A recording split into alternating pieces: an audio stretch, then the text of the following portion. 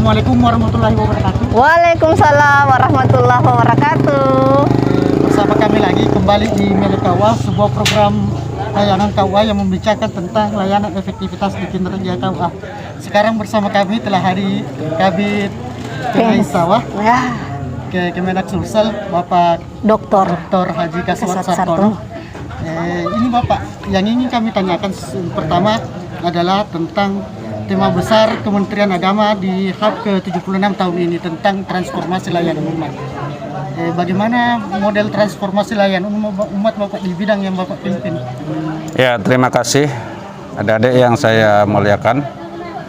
Transformasi layanan umat sekarang tahun ini diambil tema besar dalam rangka Hari Amal Bakti ke-76 Kementerian Agama.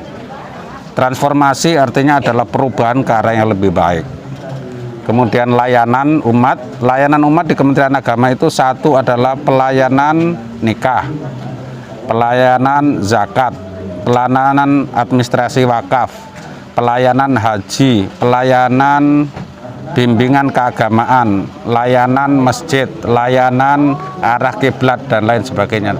Ini layanan-layanan ini yang berada di konteks Direktorat Jenderal Bimas Islam, belum layanan-layanan di agama lain. Oleh karena itu harapan Pak Menteri Agama adalah dengan adanya Hari Amal Bakti adalah keinginan untuk melanjutkan amal bakti para pendiri Kementerian Agama ini di tengah-tengah kehidupan umat beragama. Itu harus ada peningkatan yang baik. Saya kira itu substansi dari tema besar transformasi layanan umat. Terkait tadi Bapak, transformasi layanan umat yang ada mungkin kaitannya dengan bidang Peinsawa. Apakah ada program-program khusus yang dibuat dalam pada bidang Peinsawa ini dalam peningkatan ekonomi dalam transformasi layanan umat ini? Kami nih Bapak, yang di KUA Ujung Bulu kan yang tahun 2021 kemarin itu menjadi piloting project revitalisasi KUA. Ya.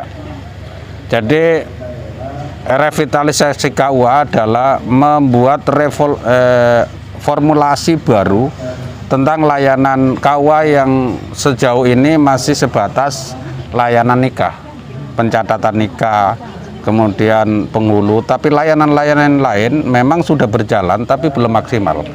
Kita yakini bahwa seluruh KUA di seluruh Indonesia, khususnya di Sulawesi Selatan dan wabil khusus lagi adalah di Bulukumba, layanan keagamaan itu sudah jalan, yang dilakukan oleh penghulu, oleh penyuluh, oleh kepala KUA dan ke orang-orang Kementerian Agama, tetapi sekali lagi belum maksimal, sehingga ada pandangan-pandangan umat beragama yang tidak sejalan dengan nilai-nilai agama Islam itu sendiri. Ada kekerasan, ada pengeboman, ada radikalisme, ada liberalisme.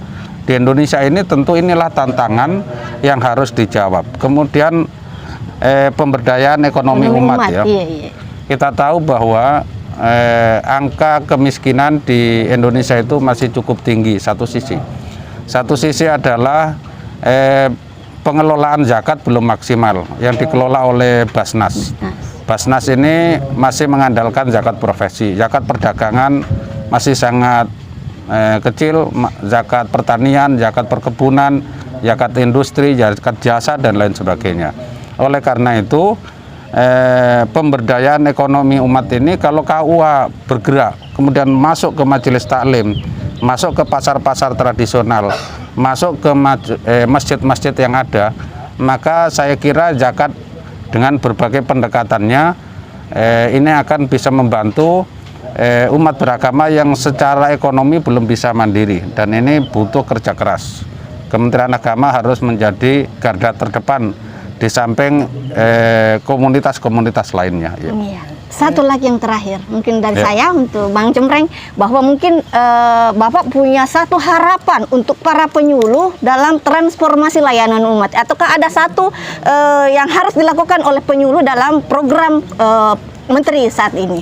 Iya, saya selaku Kepala Bidang Pendidikan Agama Islam, sesungguhnya ada 3 hal yang menjadi prioritas. Prioritas pertama adalah profesionalisme penyuluh. Penyuluh yang profesional pasti arahnya adalah antara lain pemberdayaan ekonomi. Itu satu. Yang kedua adalah bagaimana pengelolaan zakat. Kementerian Agama mendorong supaya Basnas, LAS, dan UPZ ini bergerak maju sejalan dengan perkembangan ekonomi di Indonesia, terutama di Sulawesi Selatan. Yang ketiga adalah penyuluh agama ini juga harus mendorong lembaga-lembaga keagamaan aktif di dalam pembinaan generasi muda di dalam pemahaman dan pengamalan nilai-nilai Al-Quran. Itulah yang tersalurkan dalam program Musabaqah Tilawatil Quran. Nah, Musabaqah Tilawatil Quran atau kegiatan-kegiatan lain ekonomi juga ikut. Jadi kalau Musabaqah Tilawatil Quran tingkat provinsi itu kan dakwanya ada, pendidikan Al-Quran ada, ekonominya juga ada. Siapa ekonomi yang menjalankan? Itu pasti umat beragama, adalah umat Islam. Seperti ini ya. Hari Amal Bakti Kementerian Agama ini ekonomi kan berjalan luar biasa, Pak. Seluruh hotel di Bulukumba penuh. Penginapan di seluruhnya ini penuh. Penjualan laris. Kalau satu orang saja belanja 200.000 atau sampai 300.000 belanjanya, itu berapa perputarannya? Betul. Sekali lagi ini adalah perputaran ekonomi yang luas. Misalnya ini area yang dipersiapkan untuk parkir ya. Kalau seluruh orang Kementerian Agama parkir di sini, berapa yang diperoleh? Siapa di sini? Bagian kebersihan, pengelola masjid, kan ini kan dapat semua. Oleh karena itu, setiap ada gerakan diniyah, kegiatan keagamaan, kemudian masuk kegiatan ijtimaiyah sosial kemasyarakatan, pasti juga ada gerakan iktisodiyah, yaitu gerakan ekonomi. Saya kira mungkin itu. Otomatis ya. Terima kasih Bapak. Terima kasih. Satu lagi. Ya, silakan. Bahwa selama ini saya mengidolakan sekali dengan Bapak Pak Kabit ini. Jadi di kemarin di bidang Urais Bapak ya. Kemarin di bidang Urais Bapak juga ini sangat banyak program-program yang dijalankan. Alhamdulillah, dan sekarang atasan langsung Bang Cempreng. Jadi inilah program bagian dari revitalisasi kawah yang kami laksanakan. Saya bersyukur ya bahwa penempatan posisi di Kementerian Agama ini semuanya luar biasa. Tergantung kita memanai jabatan itu ada. Saya 5 tahun di Urais, 4 tahun setengah di Haji, sekarang 1 tahun di Penzawa. Ini adalah bagian amanah dari Tuhan dan amanah dari pimpinan. Tentu saya juga mengandalkan para penyuluh ya semacam ini. Ini kan dakwah digitali. Jadi dakwah dengan perspektif digital. Ini kan jangkauannya pasti jauh, masa juga lama, semakin ini kan nanti ada jejak digital yang luar biasa. Oleh karena itu kreativitas para penyuluh di dalam membangun masyarakat yang pendekatannya diniyah keagamaan, ijtimaiyah sosial kemasyarakatan, kemudian masuk ke pemberdayaan ekonomi al-iktisadiyah, saya kira ini bagian penting dalam berdakwah. Ya, sekali lagi saya juga menyampaikan terima kasih atas dukungannya. Kalau terkait dengan idola, mengidolakan itu hak perorangan. Emang Cempreng, harusnya kita tahu bahwa Bapak ini bagian dari orang Bulukumba. Ya. Ya, istri saya lama tugas di Bulukumba. Kemudian ada orang yang saya anggap orang tua di Bulukumba, Pak Ketua MUI, Pak Kiai Jamiruddin itu adalah seperti orang tua saya.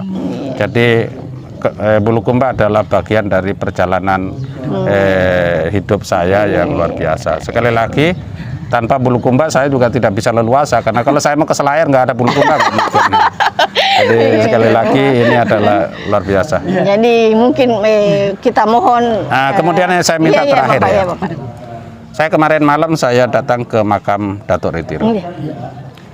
Datuk Ritiro adalah seorang mubaligh luar biasa, memiliki keilmuan yang luar biasa, tingkat pengabdiannya luar biasa. Dari Minangkabau ke sini pada tahun 1605, yang memiliki nama Syekh Abdul Jawad Khotib Bungsu ini. Oleh karena itu, ini Bulukumba ini tidak semua daerah memiliki tempat seperti ini. Ada waliullah yang luar biasa, memiliki karomah yang luar biasa. Tongkat diceplos langsung keluar air sampai sekarang tidak. Itu adalah karomah dan berkah bagi Bulukumba. Oleh karena itu para penyuluh, para aktivis dakwah ya mungkin sangat bagus kita melakukan tirakah, melakukan ijtihadi, melakukan perenungan, refleksi keagamaan dan berdakwah itu. Mudah-mudahan dakwah kita itu bisa berhasil seperti beliau. Namanya dikenang, dijadikan simbol masjid besar dan lain sebagainya. Ini luar biasa. Sekali lagi Bulukumba memiliki tokoh sentral. Di samping ada Datuk Ribandang, ada Datuk Ripatimang, ada Datuk Ritiro. Saya kira mungkin ini. Terima kasih. Terima kasih, kasih, Bapak. Terima kasih Sehat sekali selalu, lagi. Terima Bapak. kasih. Amin. Wallahul muwaffiq ila aqwamit thariq. Wassalamualaikum warahmatullahi wabarakatuh. Waalaikumsalam warahmatullahi wabarakatuh.